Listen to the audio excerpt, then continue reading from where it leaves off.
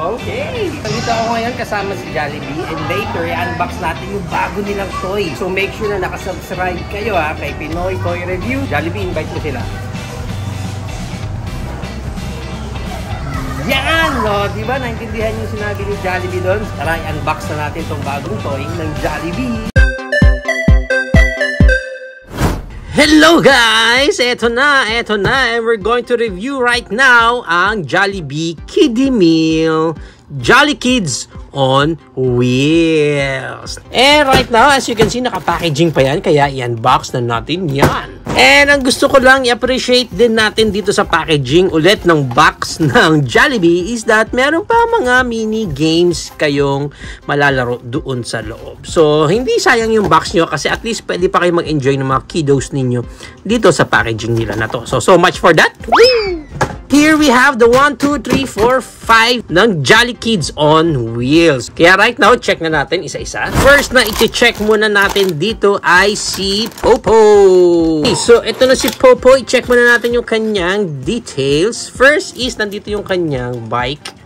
Wala nang ibang paint up na ginawa dito. Even yung handle niya, makikita ninyo, parang buong mold lang siya na red. Pero maganda is that yung wheels niya, mukhang maayos naman yung takbo. Meron siyang parang paper na naka-insert doon. Usually, pag ganyan, is battery operated yan. So, tatanggalin lang natin yan. Yan. And then, pag natanggal natin yan, may makita kayong makalagay is on and off. Ayan, nakita nyo? Off and on. Pag in-on natin siya, yun! Nice! May pailaw. Ganda!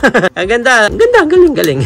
Check naman natin ngayon si Popo. Ang cute ni Popo dito. Look at the face. Look at the face. Oh, diba? Ang cute niya dito. Okay, so far so good. Mapapansin nyo rin dito kay Popo is that yung kamay niya, yan, pwede siyang humawak doon sa handle niya using this hand. And also, this one, may butas din And dito sa bike niya, ayun sakto yung palm niya doon. Pwede nyo siyang ipeg daan. Extreme pala si Popo, no? Grabe. Nice. Ayan. Ang galing. So, pwede siyang ganyan ang itsura niya. Or, pwede rin naman yung pinaka-simple way lang, upo nyo siya dyan, tapos itong kamay niya, yun ang hahawak dyan. Yan, cute.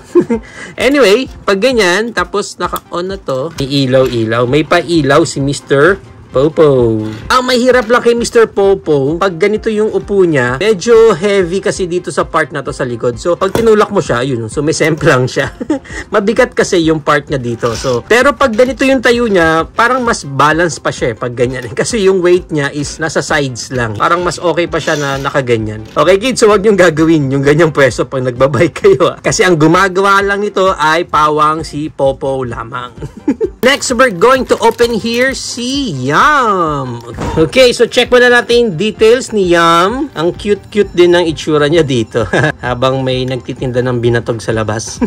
Kanyang burger hat. Sanda rin naman, maayos din naman yung paint up niya. Yun nga lang, again, pagdating dito sa sasakyan niya, wala nang gaanong details ng paint. Pero yung mold niya, may mga details Ayan, Maganda naman at maayos. Yun nga lang, I think mas maganda kung dinagdagan nila ng mga paint up to or kahit siguro decals. Kasi mas maganda yata kung may mga konting paint pa dyan para mas umangat yung details ng sasakyan niya. I think itong sasakyan niya is para siyang lazy couch. Para siyang nakaupo tapos nilagyan lang ng gulong sa ilalim. Anyway, ang gimmick ni Yum, yan, okay. Umiikot-ikot siya. Next, we have here si Twirly.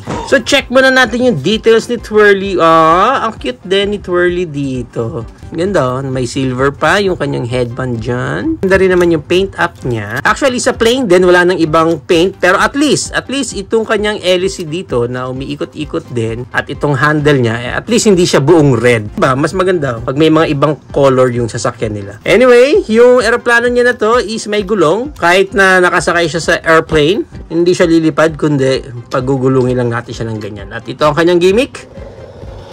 Ayaw. Madulas kasi yung table natin. Anyway, ang mangyayari kasi niyan, dito sa likod niya, normal wheels lang yan. Pero dito sa harap, pag yan yung gumugulong yun, may ikot-ikot yung kanyang propeller dyan. O yung kanyang LSC.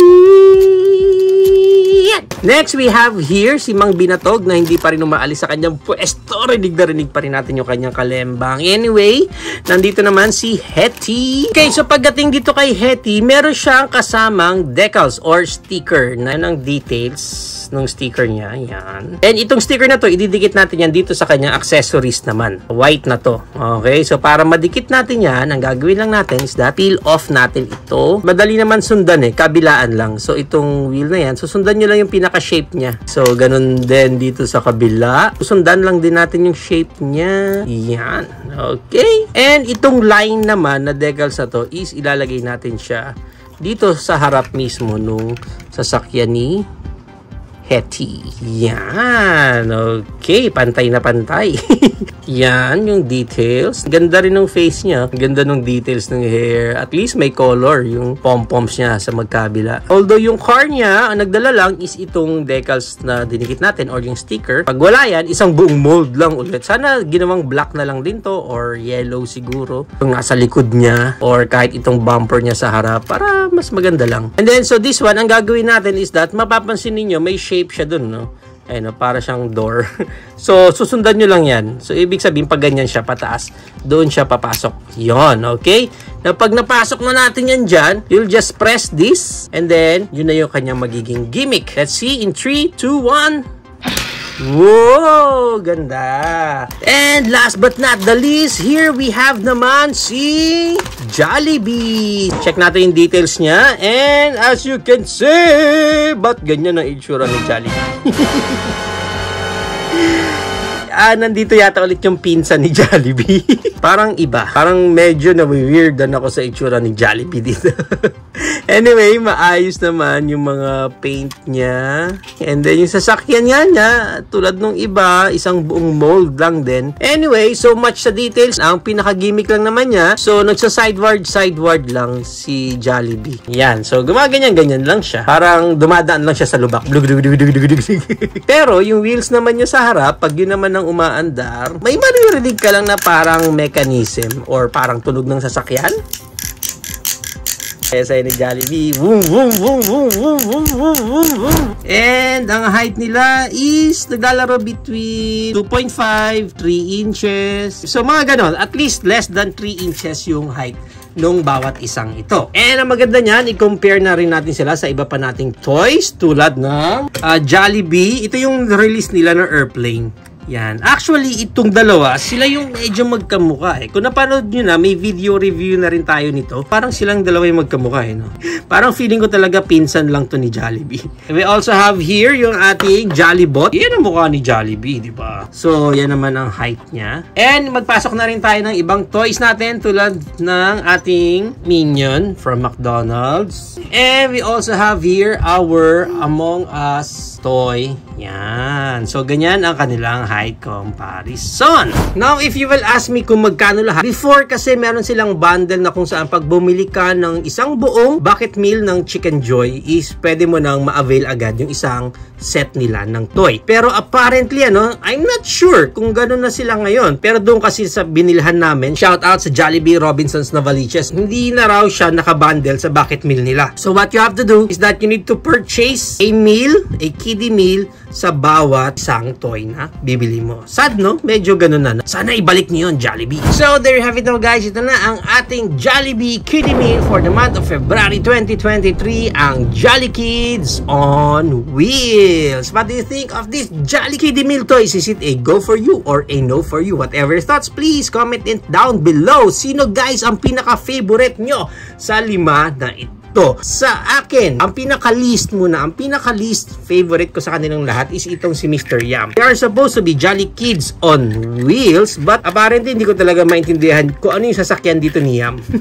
Hindi ko alam kung ano yung sasakyan niya dito. I expect ko, pag sinabi natin Jolly Kids on Wheels, is nakasasakyan. Diba? For me, okay naman sana yung kay Twirly, pero feeling ko naligaw din yung sasakyan niya. Mas bagay ito doon sa set nila na mga lumilipad, yung mga Jolly characters natin. Kasi pag lumilipad, automatic sa atin, hindi siya wheels, kundi wings. Pero, ang pinaka gusto ko sa lahat is itong si Hetty. Kasi si Hetty, siya lang ang tanging character na may makukuha kayong sticker, makukuha ka ng accessories na magagamit mo sa kanyang vroom vroom.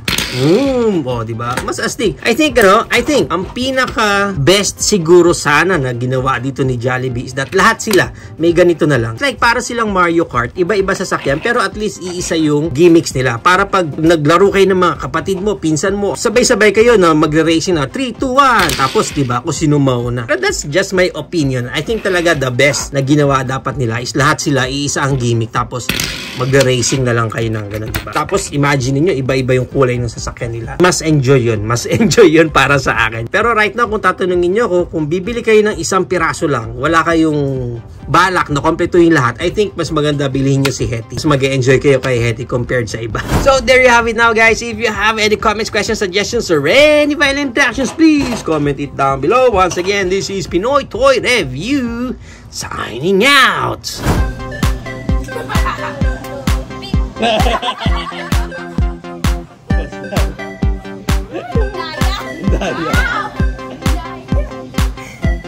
Galing, go. Let's go.